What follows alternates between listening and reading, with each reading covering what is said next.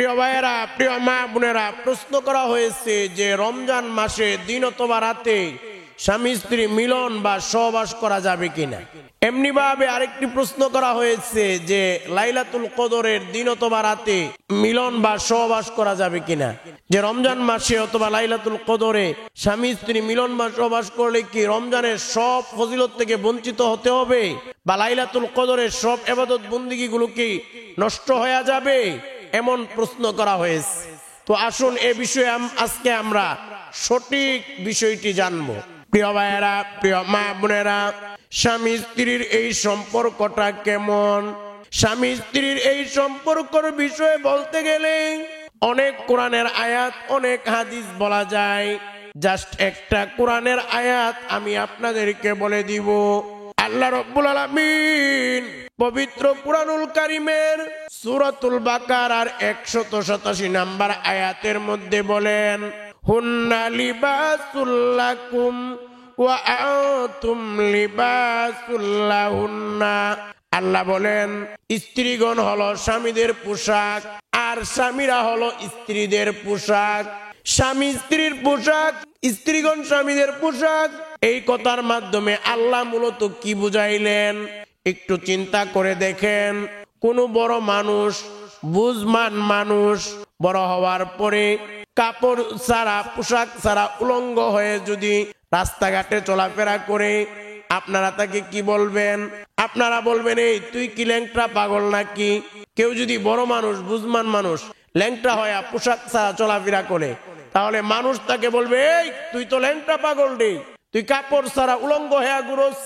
ঠিক তেমনি ভাবে পোশাক না থাকলে যেমন মানুষের মান ইজ্জত ঠিক থাকে না, আবার পোশাকের মাধ্যমে মানুষের মান ইজ্জত ঠিক থাকে। ঠিক তেমনি ভাবে স্বামী স্ত্রীর সম্পর্কটা হলো, যখন স্বামী স্ত্রীর মধ্যে মিল, মহাব্বত, ভালোবাসার সম্পর্ক থাকবে, তখন ওই সংসারে, ওই পরিবারের মধ্যে রহমত, বরকত আসবে এবং জান্নাতের একটা সুখ অনুভব হবে। সুবহানাল্লাহ। এই জন্যই তো আমাদের কলিজার টুকরা প্যারা নবীজি সাল্লাল্লাহু আলাইহি ওয়াসাল্লাম বলেন, যে হাদিসটি সহিহ মুসলিমে বর্ণিত হয়েছে, আমাদের নবী বলেন আদ-দুনিয়া কুল্লুহা মাতা ওয়া খায়রু মাতা'id দুনিয়া আল মারআতুস সালিহা। আমাদের নবী বলেন আদ-দুনিয়া কুল্লুহা মাতা, এই দুনিয়ার যত সম্পদ আছে সবচেয়ে দামি এবং সর্বশ্রেষ্ঠ সম্পদটা হলো আল মারআতুস সালিহা, নেককার স্ত্রী। আপনার ঘরে নেককার স্ত্রী আছে, আপনার ঘরে এই পৃথিবীর সবচেয়ে দামি সম্পদটা আছে। আপনার ঘরে নেককার স্ত্রী নাই, আপনার ঘরে পৃথিবীর দামি সম্পদটাও নাই। যেই ঘরে নেককার স্ত্রী থাকবে ওই ঘরে রহমত আসবে, বরকত আসবে, সুখ আসবে, শান্তি আসবে। ওই ঘরে, ওই পরিবার সংসারে জান্নাতের সুখ অনুভব হবে। সুবহানাল্লাহ। এই জন্য প্রিয় ভাইয়েরা, প্রিয় মা বোনেরা, ভালো করে মনে রাখবেন, যেই ঘরের মধ্যে নেককার স্ত্রী নাই, বদকার স্ত্রী আছে, ওই ঘরটা জাহান্নাম হওয়ার জন্য আর কিছুই লাগবে না। এই একটা বদকার স্ত্রী যথেষ্ট হয়ে যাবে ওই ঘরটাকে জাহান্নাম বানিয়ে দেওয়ার জন্য। এই জন্য মা বোনদেরকে আমি বলবো, আপনারা যদি 4টা কাজ করতে পারেন তাহলে আপনারা নেককার স্ত্রী হতে পারবেন। প্রিয় ভাইয়েরা, প্রিয় মা বোনেরা, নেককার স্ত্রী হওয়ার জন্য 4টা কাজ করতে হবে। এই 4টি কাজ যে মহিলা করবে ওই মহিলা নেককার স্ত্রী, আর ওই 4টি কাজ যে মহিলা করবে ওই মহিলাকে হাসরের ময়দানে আল্লাহ রাব্বুল আলামিন তাম পৃথিবীর মানুষের সামনে ডেকে ডেকে বলবে, এই মহিলা তোমার জন্য জান্নাতের 8টি দরজা খুলে দিলাম, যে দরজা দিয়ে খুশি জান্নাতে চলে যাও। সুবহানাল্লাহ। এই জন্য মা বোনেরা, নেককার হওয়ার জন্য 4টি কাজ করবেন। এটা আমার কোনো বানানো কথা নয়। আমাদের নবী বলেন আল মারআতু ইযা সাল্লাত খামসাহা ওয়া সামাত শাহরাহা ওয়া হাসানাত ফারজাহা ওয়া আতাআত বালাহা ফালতাদখুল মিন আইয়ি আবওয়াবিল জান্নাত শাআত।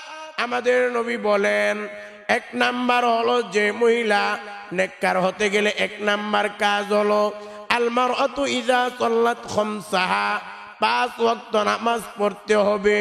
2 নাম্বার কাজ হলো ওয়াসামাত শাহরাহা, রমজানের রোজা রাখতে হবে।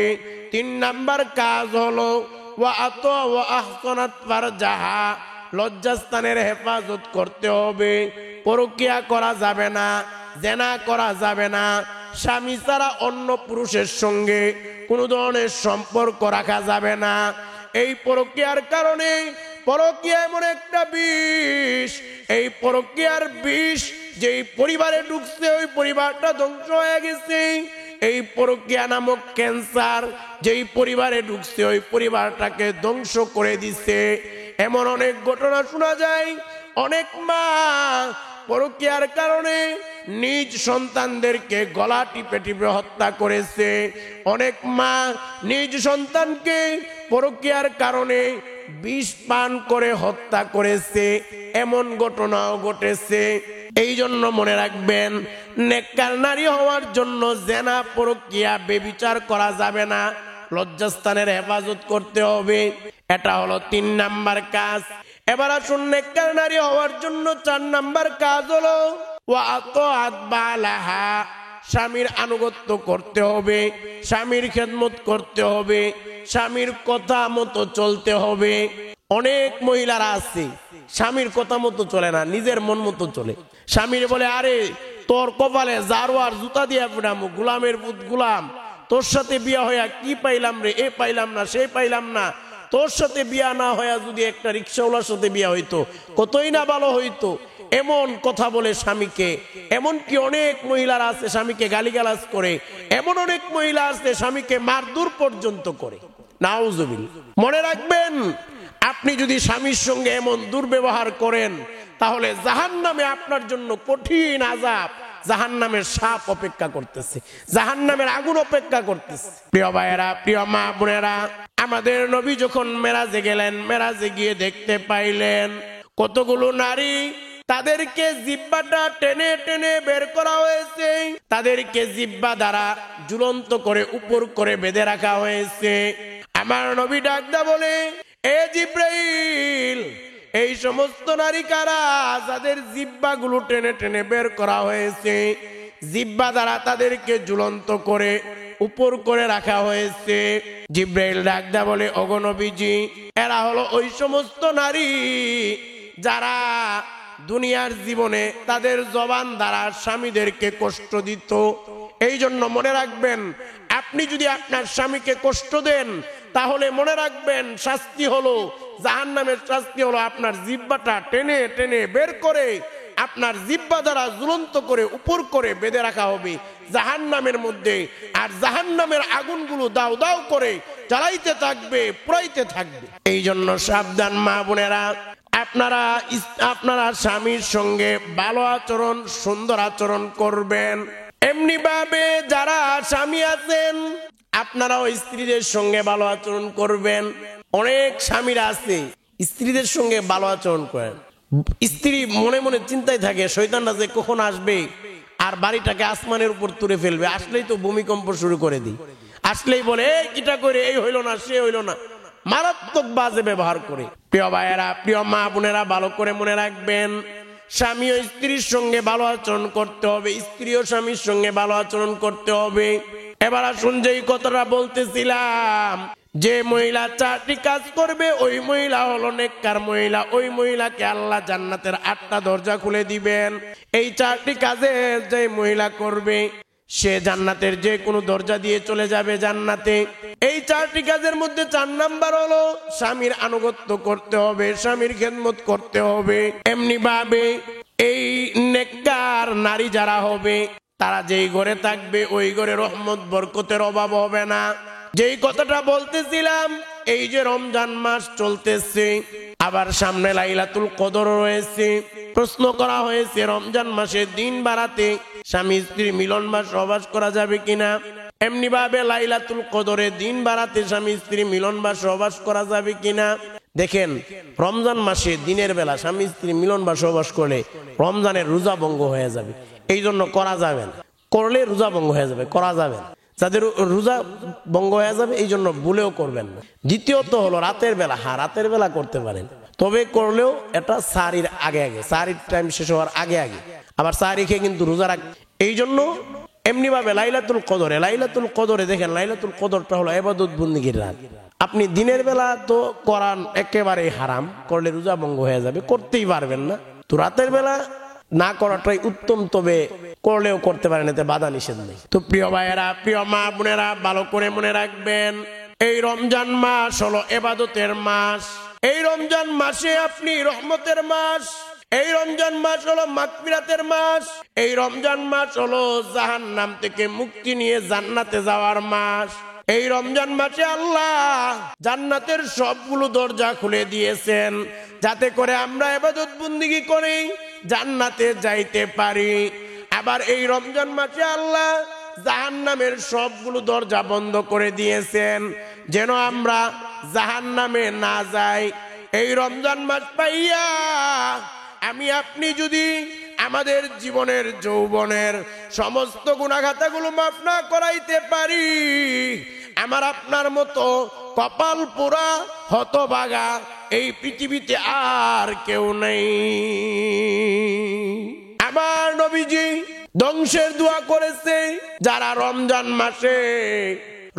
মাস পাইয়া জীবনের সব গুনাহ মাফ না করাইতে পারলো, তাদের জন্য জিব্রাইল দোয়া করেছে ধ্বংসের।